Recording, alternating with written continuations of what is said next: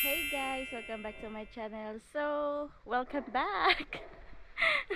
So, it's been a long time since my last video. I think 3 months ago. I mean, yung nagba-vlog talaga ako is yung pauwi pa lang kami ng Pinas. So, nung nandun kami sa Pinas, hindi ako nag-vlog.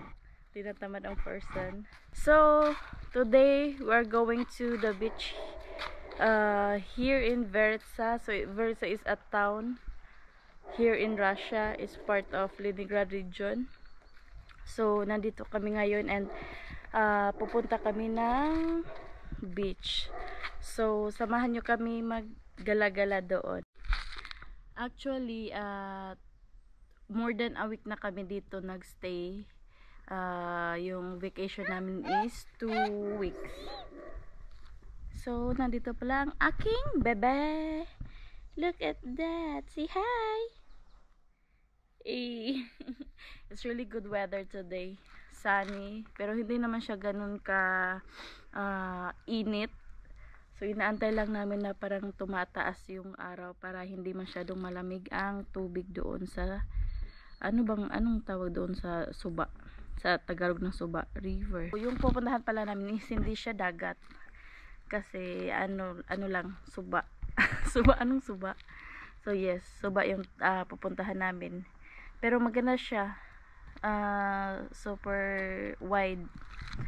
Super laki. Pero ang problema lang is hindi ako marunong lumangoy. Oh, ito pala ang place namin na ini-stayhan. So parang isang bahay talaga siya ba? So isang villa siya ganito. Super comfortable dito kasi meron kang own space. So itong villa na to yung actually itong buong paligid na to parang merong villa, and then meron siyang tatlong rooms. Tapos pwede ka makapagluto dyan, and then dito meron silang ihawan. Look at that. Nakapag-grill na kami dito nung birthday ni Ana. Actually, 2 beses na. At saka, dito din, meron silang kainan. So, itong lugar na to is really perfect pag maramihan kayo kasi malaki ang space niya.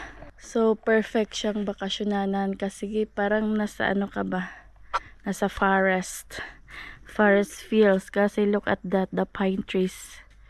Sobrang taas ng mga pine trees dito. And then yung bahay nila ay sobrang tibay. Kita mo naman 'di ba nung parang mga made of wood talaga kasi wala silang problema sa mga kahoy dito. Kasi yung ginagamit nila is mga pine trees at ang haba at ang sobrang straight pa ng mga puno. So walang problema dito kung magtatayo sila ng bahay. Papakita ko sa iyo yung sasakyan namin. Sobrang hindi siya common. Parang dito ka lang sa Russia makakita nun na sasakyan. This is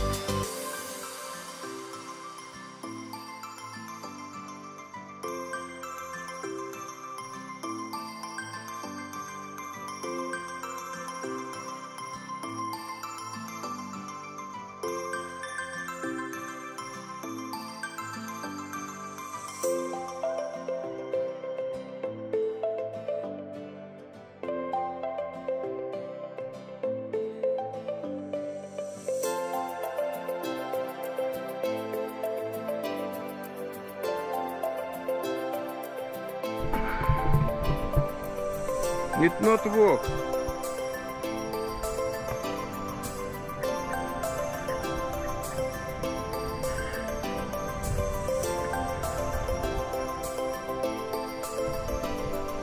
Yeah, it's not work.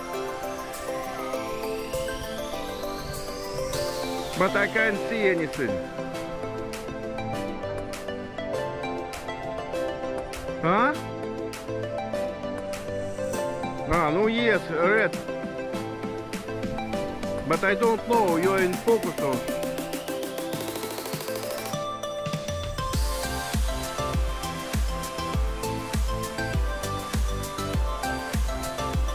Yeah, be careful not to bump ahead of Zayka.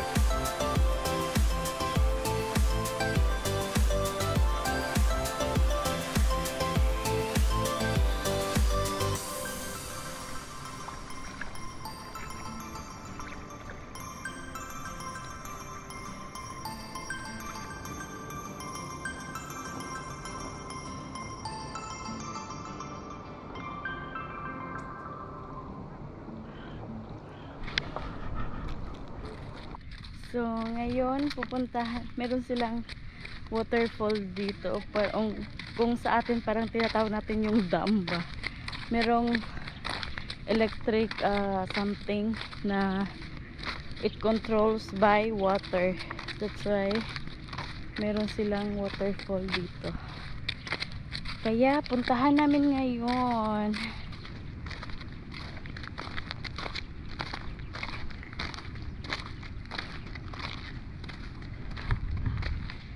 So ito yung river, sobrang laki niya.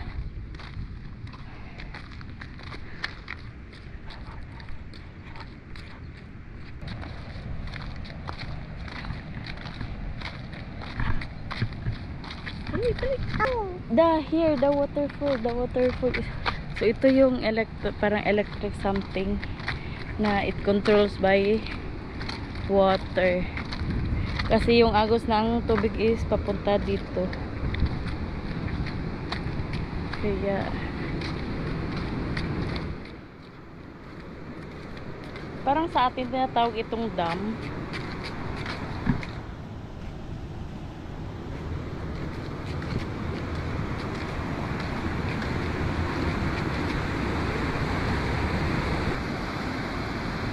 But it looks dirty here.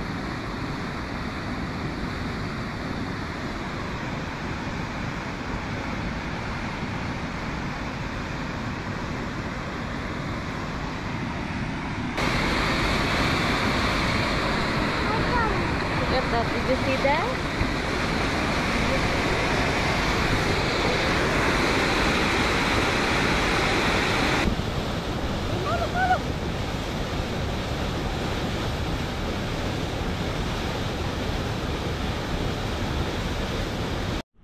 Look at that.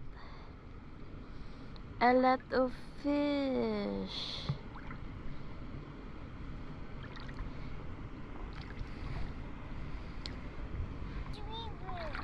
Hmm?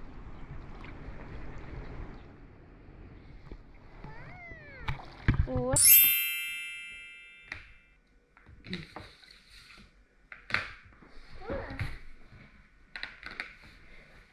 So, hi guys. Nakauwi na kami ng bahay. Nagbaon kami but hindi kami kumain doon. So, dito na lang kami kakain. Kanina nagluto ako ng adobong turkey. So, dito na lang namin kainin sa bahay. Let's eat. Meron din pala kaming pickled cabbage and saka pickled cucumber. Let's eat. Yes.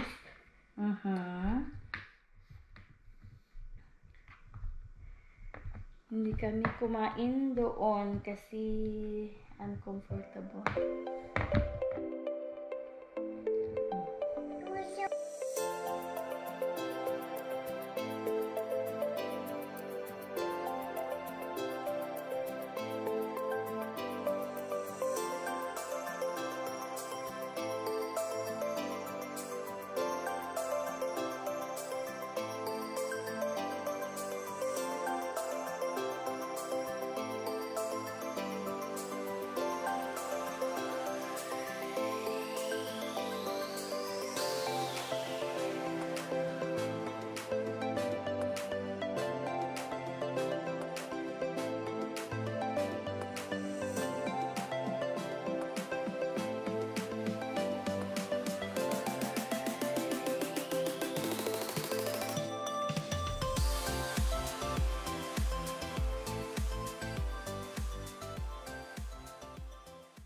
Guys, so isasama ko na lang dito sa vlog na to yung reason namin kung bakit kami umuwi ng Pinas.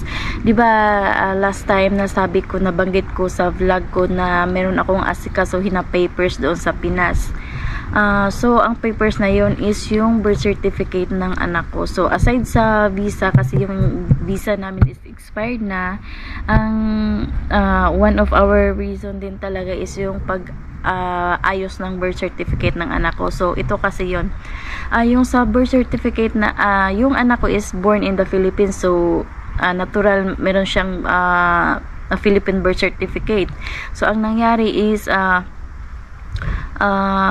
'di ba, ang nangyari is ang system nila dito at saka doon sa Pinas is different. So ang mga Russian wala silang tinatawag na middle name. So meron sila yung tinatawag nila na patronymic name. So ang patronymic name is para siyang katumbas ng middle name kung sa atin. So sa katangahan ko without my research, yung patronymic name nila is nilagay ko as middle name. 'Di ba sa atin sa birth certificate meron yung mga details sa parents, 'di ba? So ang ginawa ko is yung patronymic name ay nilagay ko sa middle name, which is hindi siya dapat. Oo. So ang nangyari nung pag-apply namin ng citizenship sana dito sa Russia, kasi hindi siya na report of birth doon sa Pinas kasi kailangan ng presence ng asawa ko, and yung asawa ko is parang limited time lang yung kung bumisita siya sa Pinas. So bali nung pag-apply namin ng citizenship dito, doon na nalaman na mali pala yun at hindi siya dapat inilagay as middle name ng asawa ko. Umuwi kami ng Pinas kasi expired na din yung visa namin, at saka inayos ko yung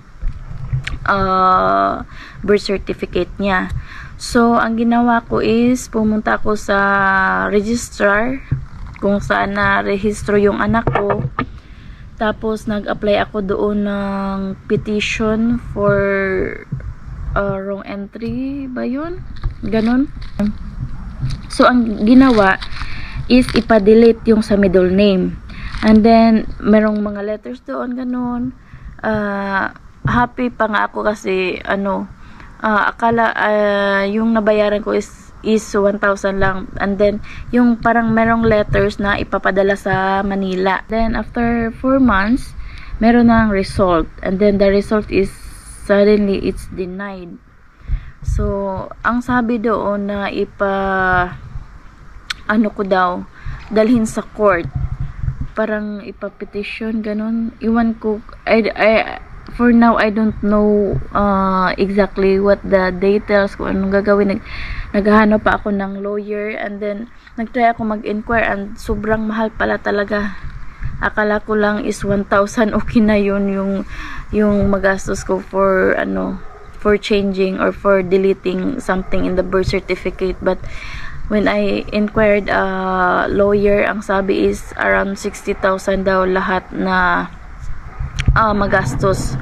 And I don't know if really 100% sure ba na ma-approve talaga yun or wala pa akong idea. Nag-inquire pa ako ng lawyers. So for now yung birth certificate niya is hindi pa naayos. So hopefully kung may mahanap ako, maybe some of you have idea also about it, kung madali lang bang process noon, kung 100% ba talaga sure na if ever i-file sa court ma-approve talaga ganun. Kasi yung gastos is 60,000, hindi basta-basta yun na pera, sobrang laki. Kaya hopefully ma-okay lang lahat. Alam mo naman sa atin kung merong ipapaayos, sobrang tagal ng process, tapos hindi mo pa alam ganun kung anong kahinatnan. So hopefully in God's will okay lang lahat para makapag-process na din kami na dito. Kasi kung hindi talaga ma-process yung papers ni Ana doon sa anak ko, hindi ma-process yung sa birth certificate niya, hindi din maka-apply ng citizenship. So it means that palagi lang kaming uuwi after ma-expire ang visa namin. So ang visa namin is good for 1 year lang. So sobrang hassle din, sobrang gastos pag palaging every year uuwi. So hopefully makapag-apply na, and ganun, hopefully makapag-apply na and maka-stay na kami ng matagal dito. So yun lang. Anyway, maraming salamat, and thank you pala sa aking masugid na subscriber, Ma'am Ellen, I forgot. Basta Ma'am Ellen, thank you for always watching. palaging palaging nangungumusta. Day, asan na imong vlog? Asan ang vlog mo? Ganon. Kasi nung nagstay kami sa Pinas, hindi ako nakapag-video kasi so kaya it takes a lot of time bago nakapag-vlog ulit. So hopefully tuloy-tuloy na tong pag-vlog ko kung merong courage man na ako mag-vlog ulit. So thank you guys for supporting my video and sa panonood niyo palagi. Hopefully mag-grow itong channel na to. Sana naman. So ingat kayo ng lahat. Bye bye. Thank you.